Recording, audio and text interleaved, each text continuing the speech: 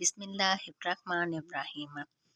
حضرت مقداد رضی اللہ تعالیٰ عنہ سے روایت ہے کہ انہوں نے رسول اللہ صلی اللہ علیہ وسلم کو فرماتے ہوئے سنا، اللہ روئے زمین کے ہر شہر و بستی کے ہر گھر میں کلمہ اسلام داخل فرما دے گا، ہوا اسے کوئی عزت کے ساتھ قبول کرے یا ذلت کے ساتھ زندہ رہے۔ وہ لوگ جنہیں اللہ عزت عطا فرمائے گا تو وہ ان کو اس کا اہل یعنی محافظ بنا دے گا، یا ان کو ذلیل کر دے گا تو وہ اس کی اطاعت اختیار کر لیں گے۔ میں نے کہا، گویا دین پورے کا پورا اسی کا ہو جائے گا۔ مشکوٰۃ المصابیح حدیث نمبر 42۔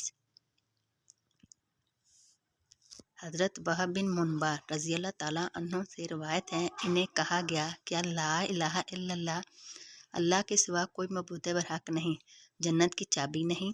انہوں نے کہا، کیوں نہیں؟ لیکن ہر چابی کے دندانے ہوتے ہیں، اگر تم دندان والی چابی لاؤ گے تو آپ کے لیے اسے کھول دیا جائے گا، ورنہ نہیں کھولا جائے گا۔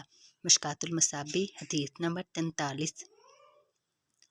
حضرت ابو ہریرہ رضی اللہ تعالیٰ عنہ بیان کرتے ہیں، رسول اللہ صلی اللہ علیہ وسلم نے فرمایا، جب تم میں سے کوئی اپنے اسلام کو سنوار لے تو اس کا ہر نیک عمل 10 گنا سے 700 گنا تک بڑھا کر لکھا جائے گا، جبکہ اس کی ہر برائی اتنی ہی لکھی جائے گی حتیٰ کہ وہ اللہ سے جا ملے۔ مشکوٰۃ المصابیح حدیث نمبر 44۔ حضرت ابو امامہ رضی اللہ تعالیٰ عنہ سے روایت ہے کہ کسی آدمی نے رسول اللہ صلی اللہ علیہ وسلم سے دریافت کیا، ایمان کیا ہے؟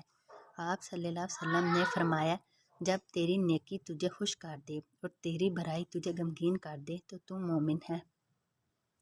اس نے عرض کیا، اللہ کے رسول، تو گناہ کیا ہے؟ آپ صلی اللہ علیہ وسلم نے فرمایا، جب کوئی چیز تیرے دل میں کھٹکے تو اسے چھوڑ دے۔ مشکوٰۃ المصابیح حدیث نمبر 45۔ حضرت معاذ بن جبل رضی اللہ تعالیٰ عنہ بیان کرتے ہیں، میں نے رسول اللہ صلی اللہ علیہ وسلم کو فرماتے ہوئے سنا، جو شخص اس حالت میں اللہ سے ملاقات کرے کہ وہ اس کے ساتھ کسی کو شریک نہ ٹھہراتا ہو، 5 نمازیں پڑھتا ہو اور رمضان کے روزے رکھتا ہو تو اسے بخش دیا جائے گا۔